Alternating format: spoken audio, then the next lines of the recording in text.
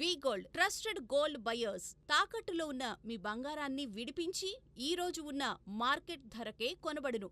Contact number 9999. BRS working president KTR చేసిన సవాళ్లపై deputy CM Mallu Bhatti Vikramarka ఘాటుగా స్పందించారు. తాము చేసిన సవాల్కు సిద్ధమేనని, కాకపోతే మాజీ ముఖ్యమంత్రి కేసీఆర్ శాసనసభకు వచ్చి చర్చకు సిద్ధంగా కావాలన్నారు. ప్రజల పట్ల ఏమాత్రం నిబద్ధత ఉన్నా మాజీ సీఎం కేసీఆర్ శాసనసభకు రావాలని, తాము కూడా లెక్కలతో సహా వస్తామని శాసనసభలోనే తేల్చుకుందామన్నారు. ఈ మేరకు మల్లు భట్టి విక్రమార్క మాట్లాడుతూ, ఒక పెద్ద మనిషి హైదరాబాద్లోని సోమాజిగూడ ప్రెస్ క్లబ్ కి వచ్చి సవాళ్లు చేస్తున్నారు. ముఖ్యమంత్రి చెప్పిందేంటి, నీకు అర్థమైందేంటి?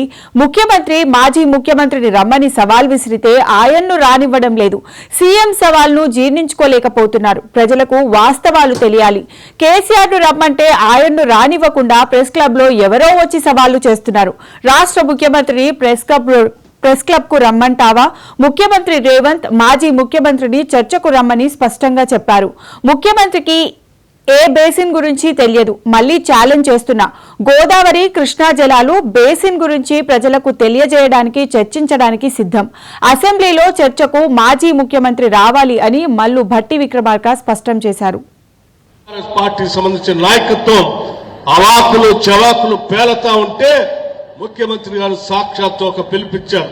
అయ్యా, నీకు నిజంగా ప్రజల పట్ల ఏమాత్రం బాధ్యత ఉన్నా, ప్రజల పట్ల ఏమాత్రం నిబద్ధత ఉన్నా, మీరు 10 సంవత్సరాలు పాలించామని చెప్తా ఉన్నారు, మేమేదో బాగా చేయలేదని చెప్తా ఉన్నాం. సరే రండి, శాసనసభకి రండి, మీరు లెక్కలు తీసుకొని రండి, నేను లెక్కలు తీసుకొని వస్తాం, మనం చర్చిద్దాం, ప్రజలకు తెలియజెప్దాం, ఎవరిది కరెక్టో ఎవరిది అబద్ధమో శాసనసభలోనే తేల్చుకుందాం రండి అని అంటే, ఆ సవాల్ని స్వీకరించాల్సిన కేసీఆర్ గారు స్వీకరించకుండా ఇంకో ఆయన బయలుదేరింది. నేను వస్తానని ఆ ప్రెస్ క్లబ్కి వచ్చింది.